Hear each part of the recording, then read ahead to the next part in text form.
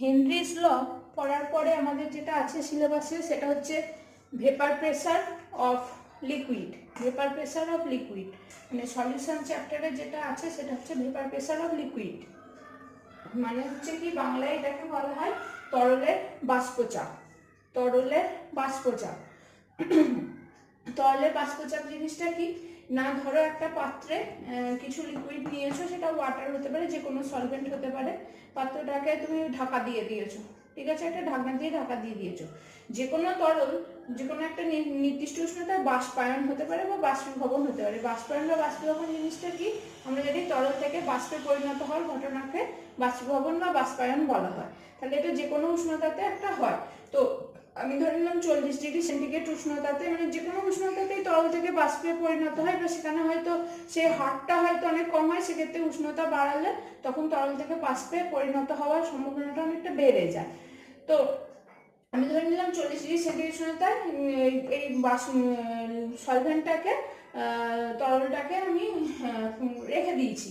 তাহলে কি হবে, তরল যেগুলো তরল অবস্থায় আছে, পদার্থের তো তিনটি অবস্থা, কঠিন, তরল, গ্যাসীয় বা বাষ্পীয়। তো এ কি করবে, তরল অবস্থা থেকে কি হবে, এরা বাষ্পে পরিণত হতে থাকবে।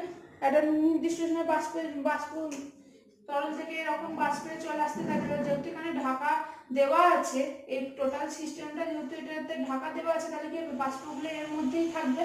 এখন এইটাকেই বলা হচ্ছে যে নির্দিষ্ট উষ্ণতায় যখন কোনো এই যে বাষ্পগুলো এখানে তৈরি হলো একটা নির্দিষ্ট উষ্ণতাতে, আবার এটাও তো পসিবল যে যখন এই বাষ্পকণাগুলো আবার তরলের সংস্পর্শে চলে আসছে, তখন এরা কি হবে, বাষ্পগুলো আবার তরলে পরিণত হয়ে যাবে। এই ঘটনাটাকে কি বলা হয়, ঘনীভবন। বাষ্পকে যদি তরলে পরিণত হয়, সেই ঘটনাটাকে আমরা কি বলবো, ঘনীভবন। তাহলে এই সিস্টেমটার মধ্যে দুটো জিনিস কাজ করছে, একটা তরল বাষ্পে পরিণত হচ্ছে, আবার একটা বাষ্প তরলে পরিণত হচ্ছে। যখন এই দুটো ঘটনার মধ্যে একটা সাম্যাবস্থা আসবে, ইকুইলিব্রিয়াম আসবে, তখন সেই সেই অবস্থায়, যে সাম্যাবস্থায় মানে কিছু তো বাষ্প রয়ে গেছে, তাহলে এই বাষ্পের একটা নির্দিষ্ট চাপ থাকবে, পাত্রের দেয়ালের উপরে হোক বা তরলের উপরে হোক একটা নির্দিষ্ট চাপ থাকবে, তখন এই চাপটাকে বলা হবে ওই তরলের বাষ্পচাপ। কথাটা আমি আবার পরিষ্কার করে একটু ভালো করে বোঝানোর চেষ্টা করছি। ধরো বাষ্পীভবন হচ্ছে, আবার ঘনীভবনও হচ্ছে, মানে বাষ্প থেকে তরলে পরিণত হচ্ছে, আবার তরল থেকে বাষ্পে পরিণত হচ্ছে। এই দুটো সাইমালটেনিয়াসলি হতে থাকছে এবং এরা একটা সময় ইকুইলিব্রিয়ামে পৌঁছবে।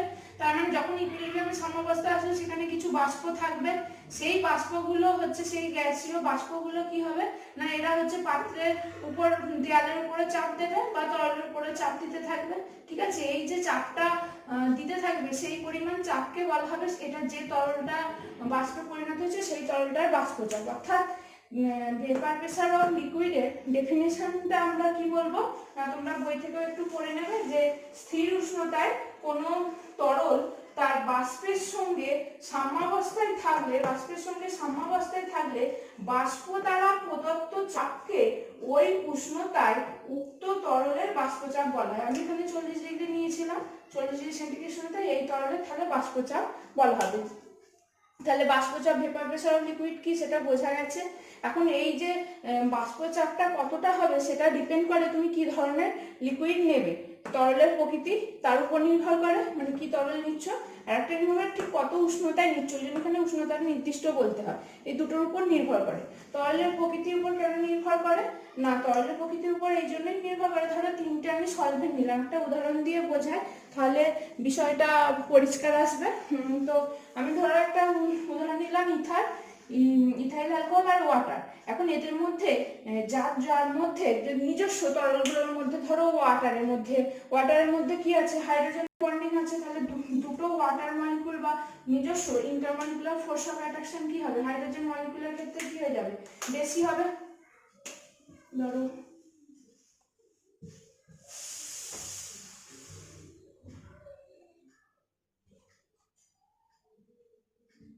এরকম এরকম ডট ডট করে চলতে থাকবে, ঠিক আছে। তাহলে এই যে ওয়াটার মলিকিউলগুলো নিজস্বর মধ্যে যেহেতু হাইড্রোজেন বন্ডিং থাকে, তাহলে কি হবে, এরা যখন তরল অবস্থা থেকে যখন এদেরকে গ্যাসীয় অবস্থায় বাষ্পীয় অবস্থায় নিয়ে যেতে হবে, এই হাইড্রোজেন বন্ডিংটা ভাঙতে হবে। তাহলে যাদের মধ্যে এইরকম ইন্টারমলিকুলার ফোর্স অফ অ্যাট্রাকশন যত বেশি থাকবে, এবার ইথাইল অ্যালকোহলের ক্ষেত্রে কি, এখানে দুটো হাইড্রোজেন দিয়ে হাইড্রোজেন বন্ডিং হচ্ছে, ইথাইল অ্যালকোহলের ক্ষেত্রে কি হবে, একটা দিয়ে হাইড্রোজেন বন্ডিং হবে, একখানে হাইড্রোজেন, এখানে যেমন একটা ওয়াটার মলিকুল দুটো হাইড্রোজেন বন্ডিং করতে পারছে, এখানে একটা ইথাইল অ্যালকোহল কটা হাইড্রোজেন বন্ডিং করতে পারছে না, একটা হাইড্রোজেন বন্ডিং করতে পারছে। আর একখানা ইথার তাহলে কটা হাইড্রোজেন বন্ডিং করতে পারবে,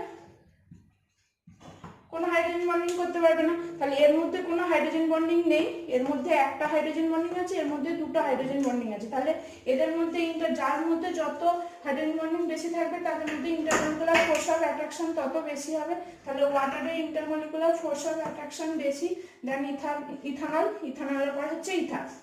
এবং যার যত ইন্টারমলিকুলার ফোর্স অফ অ্যাট্রাকশন বেশি থাকবে সে তত কি হবে, ওই যে তরলটা বা সেই সলভেন্টটা যে বাষ্পে পরিণত হচ্ছে, এই যত তাহলে ইন্টারমলিকুলার ফোর্স অফ অ্যাট্রাকশন বেশি হলে কি হবে, ও তো বাষ্পে পরিণত হতে চাইবে না, মানে ওকে বেশি এনার্জি দিতে হবে তবেই কণিকগুলো বেগ করে তবে যাবে।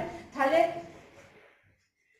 তরলের যে বাষ্পে পরিণত হওয়ার তাহলে যে বাষ্পচাপের যে ক্রমটা হবে সেটা হচ্ছে ইথারের বেশি হবে, মানে ইথার সহজে বাষ্পীভূত হয়ে যাবে তরল থেকে, কারণ এর তো কোনো ইন্টারমলিকুলার ফোর্স অফ অ্যাট্রাকশন নেই, মানে এই ধরনের হাইড্রোজেন বন্ডিং এর মতো। আর ইথানলের হচ্ছে কম আছে যেহেতু একটা, আর ওয়াটারের কি হচ্ছে দুটো আছে, তাহলে এর বাষ্পচাপ সব থেকে কম হবে। আমি যদি ওই রকম তিনটে সলভেন্টে তিনটে বিকারে যদি নিয়ে নিই দেখতে পাবো, যেহেতু এটা হচ্ছে যে ইন্টারমলিকুলার ফোর্স অফ অ্যাট্রাকশনের ক্রম আর এটা হচ্ছে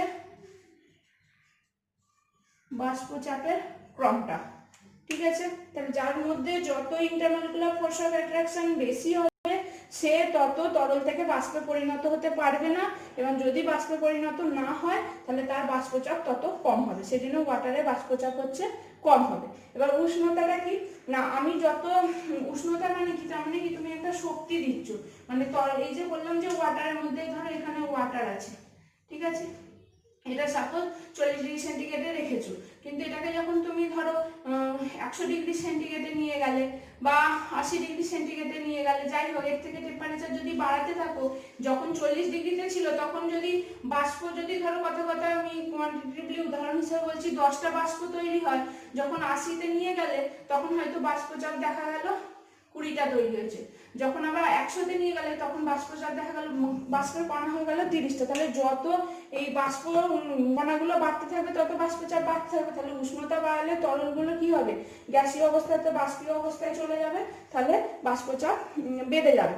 এরপরে হচ্ছে যে একটা ঘটনা বলছি, যে যদি এটা তো শুধু সলভেন্ট, পিওর সলভেন্ট নিয়ে বললাম, এখন ধরো জল নিয়েছো, জলের মধ্যে কিছু চিনি দিয়ে দিলে, ঠিক আছে, তাহলে সেক্ষেত্রে বাষ্পচাপের কি কোনো রকম পরিবর্তন হবে, কোনো রকম এফেক্ট পড়বে, হ্যাঁ বাষ্পচাপ হ্রাস হয়ে যাবে। অর্থাৎ কোনো যদি অনুদ্বায়ী কঠিন পদার্থকে তরলের মধ্যে ডিজলভ করে দেওয়া হয়, মানে যখন শুধু তুমি জল নিয়েছিলে তখন বাষ্পচাপ যদি 30 হয় 100 ডিগ্রি সেন্টিগ্রেড উষ্ণতায়, তুমি যখন জল আর চিনি নেবে, জল প্লাস সুগার নেবে, তখন এই 100 ডিগ্রি সেন্টিগ্রেড উষ্ণতায় দুটোই,